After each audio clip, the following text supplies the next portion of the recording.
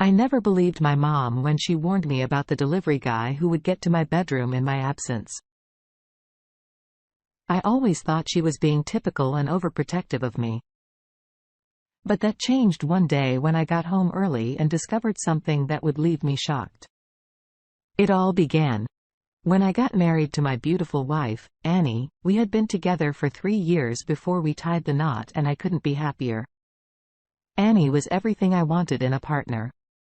Beautiful, intelligent and kind-hearted. She had a smile that could light up a room and a personality that could make anyone feel comfortable in her presence.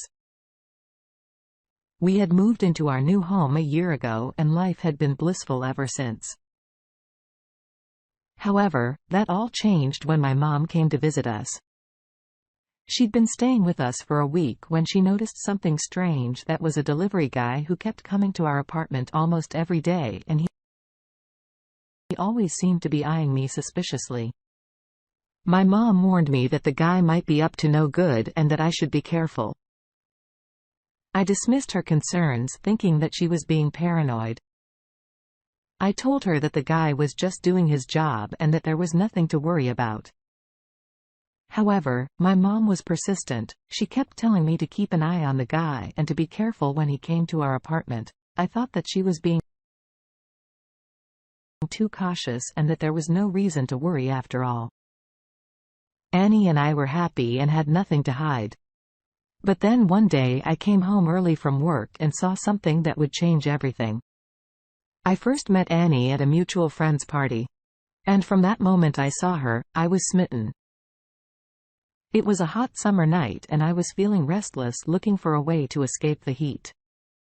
I arrived at the party hoping to meet new people but found myself feeling out of place. That's when I saw Annie for the first time. She was wearing a simple white sundress and had her long brown hair tied back in a ponytail. She had a smile that lit up the entire room. We started talking and I felt an instant connection with her. We exchanged numbers and I felt like I was on cloud 9 as I drove home. Our first date was at a cozy little Italian restaurant downtown. We talked for hours over plates of spaghetti and meatballs. We both loved movies and we ended up going to see one after dinner. As we walked out of the theater, I knew that I had found someone special. We started dating exclusively and our relationship grew stronger with each passing day. I loved spending time with Annie, whether we were exploring the city or just cuddling up on the couch watching a movie. We had our ups and downs like any other couple, but we always worked through our problems together. After 2 years of dating, I knew that I wanted to spend the rest of my life with Annie. I decided to propose to her at a special spot near the river where we used to go on picnics. I had arranged for a romantic setup with candles, rose petals and her favorite food. She said yes. And I felt like the luckiest man alive. Our wedding day was a dream come true. It was a beautiful ceremony with our family and friend gatherings around us. I remember seeing Annie walking down the aisle looking radiant in her white gown. I felt like I was the luckiest man in the world. Our married life was started great. We settled into our new apartment and I continued to work at my job as a marketing executive. Annie was working as a freelance graphic designer and we were both happy in our respective careers. But our happiness was short-lived.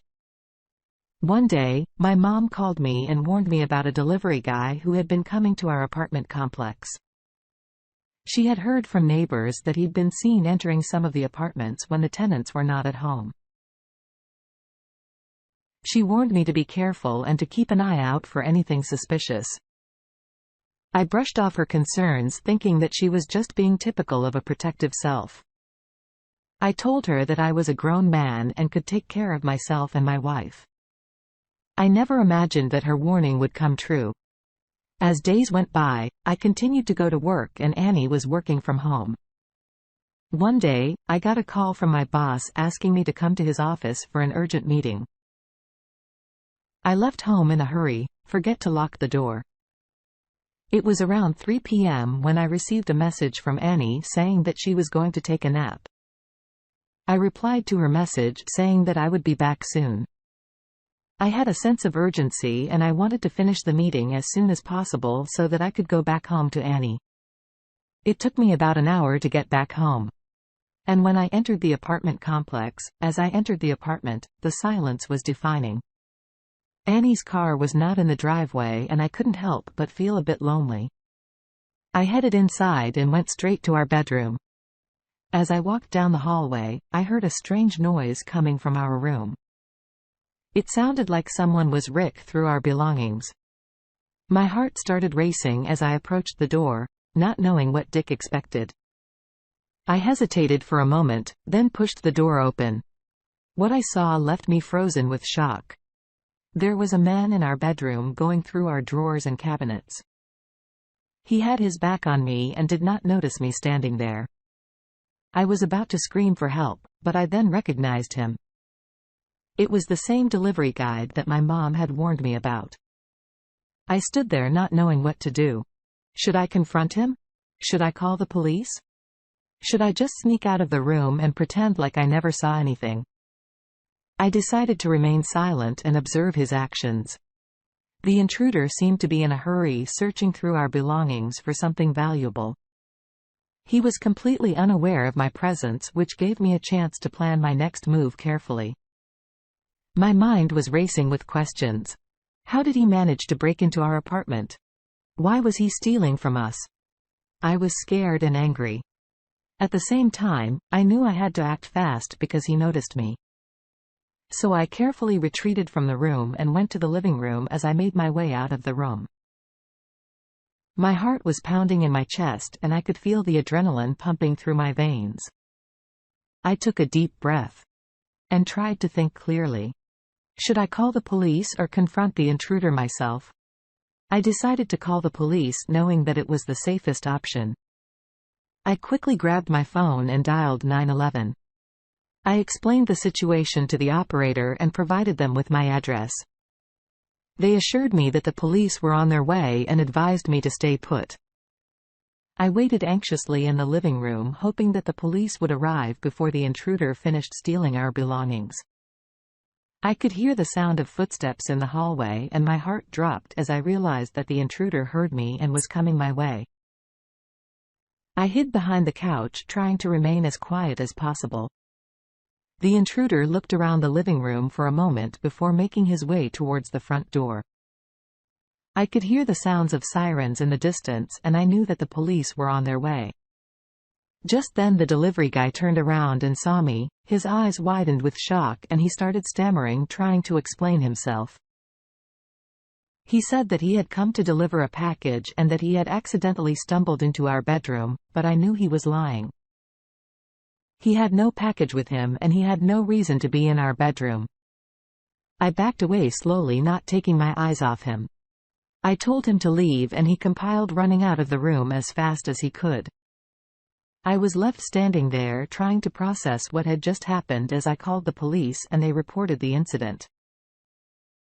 They came over and searched the apartment but they did not find anything.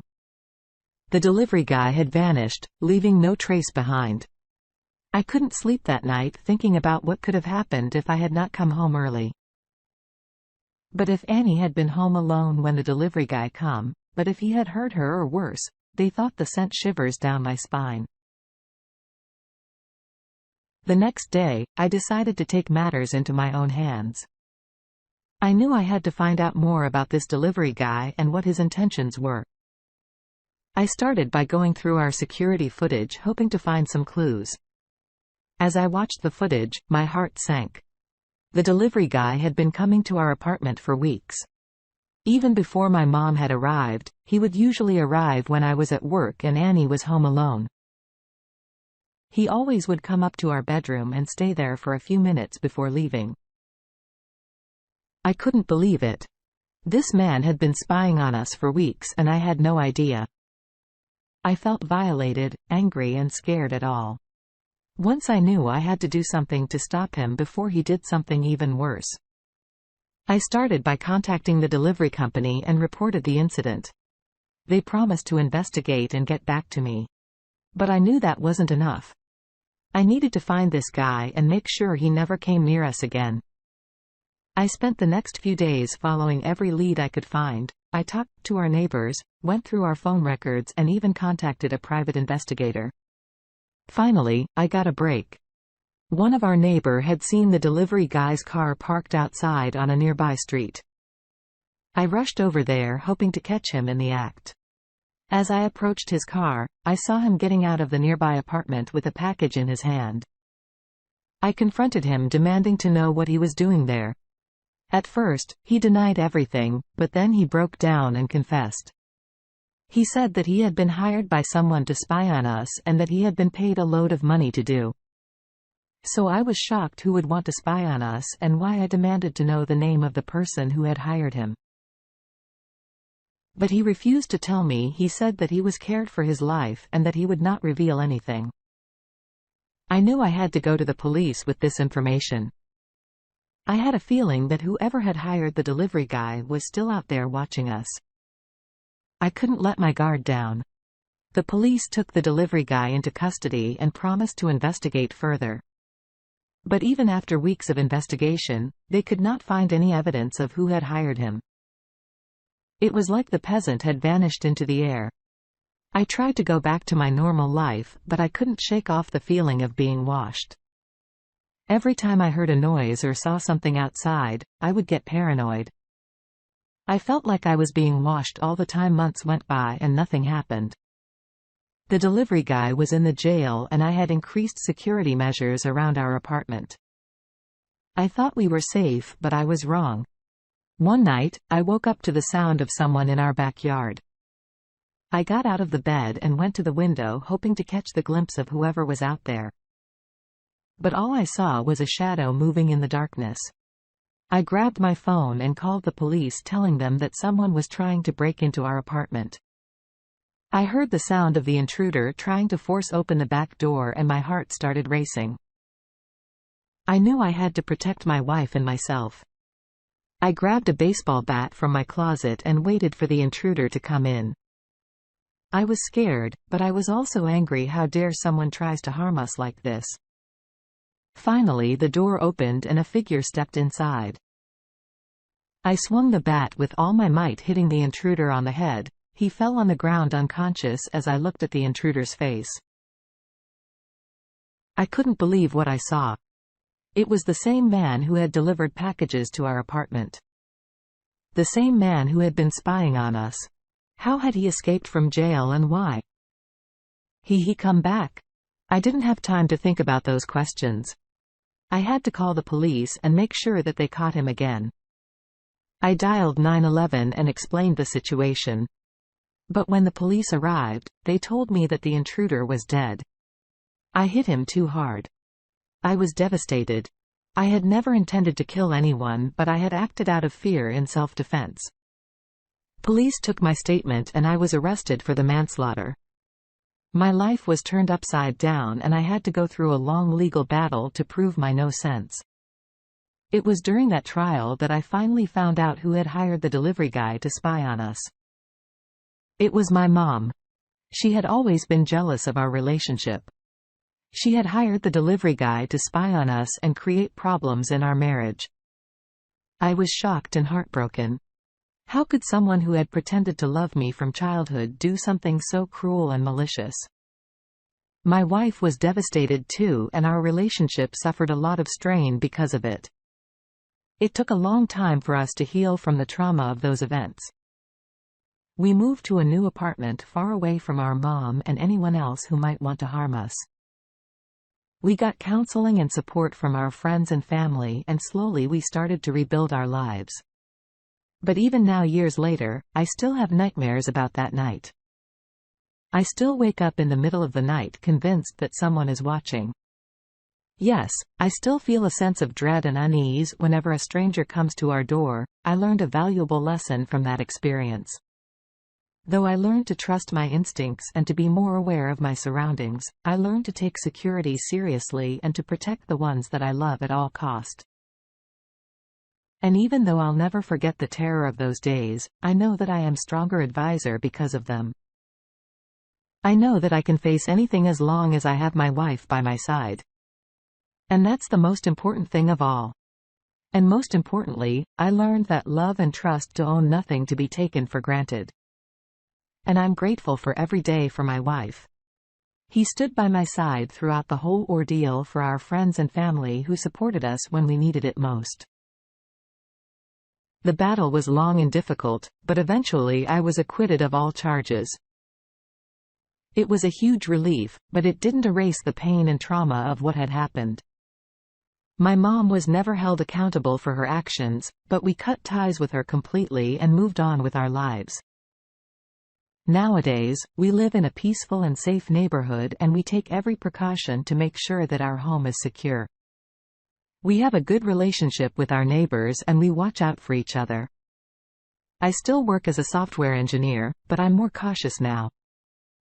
I take breaks from work to spend time with my wife and enjoy life's simple pleasures. We go on hikes, take weekend trips and enjoy good food and wine. Life is not perfect. But I'm grateful for the lessons I've learned and the people in my life who make it worth living, and whenever I feel scared or anxious, I remind myself that I am stronger than my fears and that I have the idea of love and support of those who met the most. I learned to take security measures seriously and to always be prepared for the worst-case scenario. Now, whenever I hear about someone experiencing something similar, my heart goes out to them.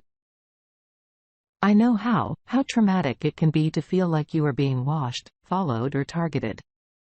But I also know that there is hope, and without the right support and resources, it's possible to overcome even the worst of situations. I hope that by sharing my story, I can help others who may be going through something similar. No one should have to live in fear of a victim of violence or harassment. There is help out there and there's always a way to get through it. As for my mom, I've forgiven her, but I'll never forget what she did. Our relationship will never be the same. But I have learned to let go of the anger and resentment that I once felt toward her. Life is too short to hold on to grudges. And I have found peace in letting go and moving on in the end. I am grateful for the lessons I learned and the strength I gained from that experience. It wasn't easy, but it made me a stronger and more resilient